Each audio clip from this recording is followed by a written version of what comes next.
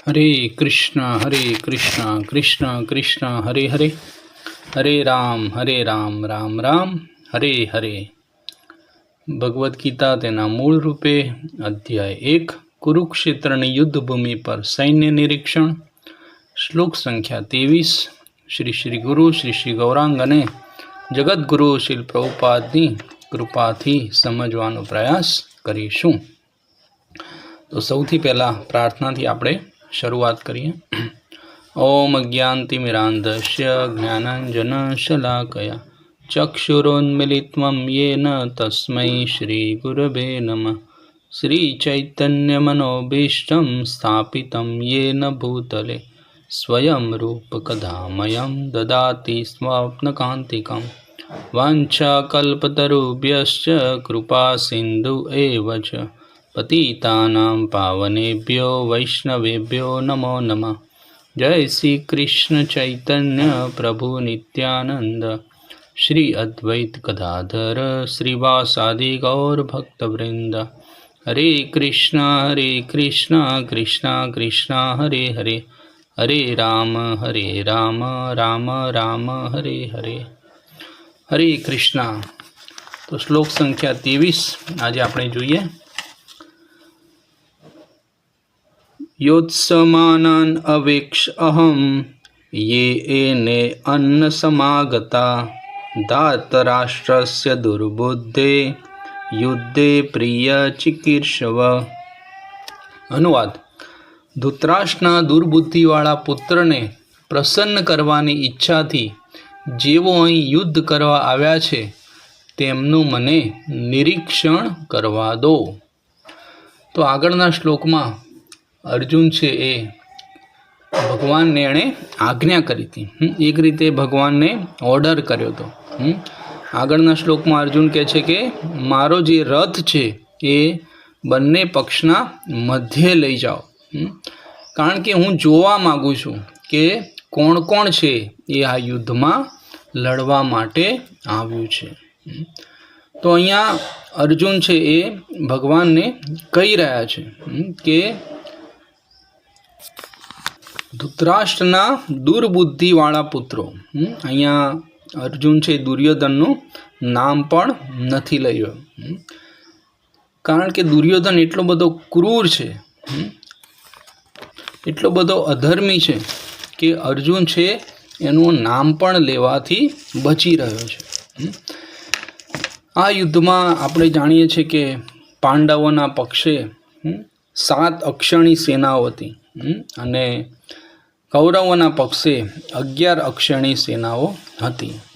1 अक्षणी सेनाओ एटले एमां घणा बधा घोड़ेसवार होय, रथ होय, हाथी होय, पायदळना सैनिको होय, तो एने 1 अक्षणी सेना छे ए कही शकाय। तो आ रीते कुल 18 अक्षणी सेनाओ छे आ युद्ध में युद्ध करवा माटे आव्या हता। तो आपणे आगळ पण श्लोक में जोयुं कि दुर्योधन है ये बहु चतुर राजनीति हती। तो घणा बधा लोकोने चालाकीथी एना पोताना पक्षे ए लई लेता था। एवा ज एक मद्र नरेश हता कि जे माद्रीना भाई हता। तो माद्रीना 2 पुत्रो आपणे जाणीए छीए कि नकुल अने सहदेव। तो ए रीते पांडवोना मामा थाय। तो आ माद्र नरेश आव्या हता तो पांडवोना पक्षे लड़वा माटे, पण भूलथी ए दुर्योधननी शिबिर में छे ए जई चढ़्या। दुर्योधन आ जाणतो हतो, छतां पण ए छे ए चूप रहे छे। अने दुर्योधन छे माद्र नरेशनी एटली बधी सेवा करे छे कि माद्र नरेश एनी सेवाथी खूब प्रसन्न थई जाय छे। तो माद्र नरेश कहे छे कि तमारी जे सेवा तमे जे करी छे एनी हूँ वात छे ए धृतराष्ट्र महाराज ने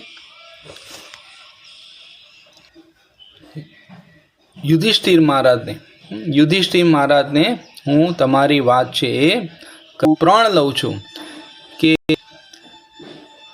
एना पक्षे ज हूँ युद्ध करीश।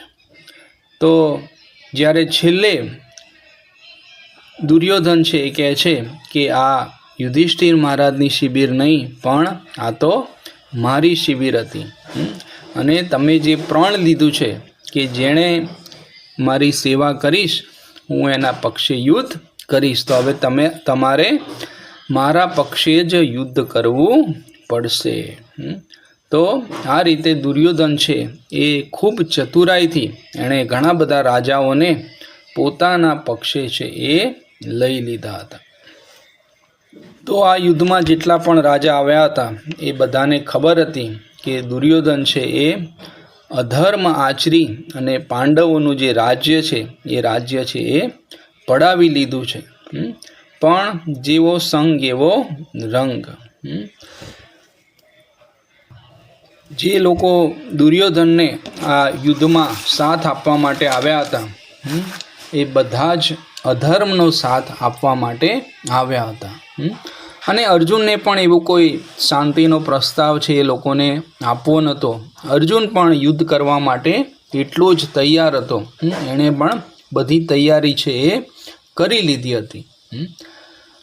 તો અર્જુનને એવો વિશ્વાસ હતો કે મારા પક્ષે સાક્ષાત કૃષ્ણ, સાક્ષાત જનાર્દન મારી પાસે છે, એટલે યુદ્ધનો વિજય છે એ તો નિશ્ચિત છે.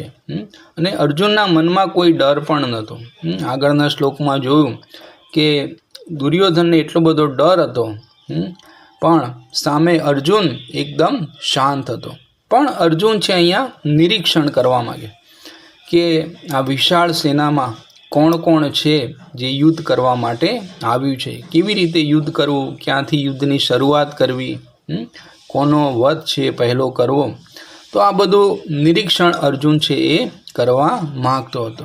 અને એટલા માટે જ એણે ભગવાન કૃષ્ણને આજ્ઞા કરી કે મારો જે રથ છે એ બંને સેનાઓની મધ્યમાં લઈ જાઓ. તો આગળના શ્લોકમાં આપણે જોઈશું કે ભગવાન અર્જુનના રથને ક્યાં લઈ જાય છે, કોની વચ્ચે લાવીને મૂકે છે, અને અર્જુન છે એના મનમાં શું શું પ્રશ્નો થાય છે, શું શું ભાવનાઓ ઉત્પન્ન થાય છે, તો એ આપણે આગળના શ્લોકમાંની ચર્ચા કરીશું. હરે કૃષ્ણ.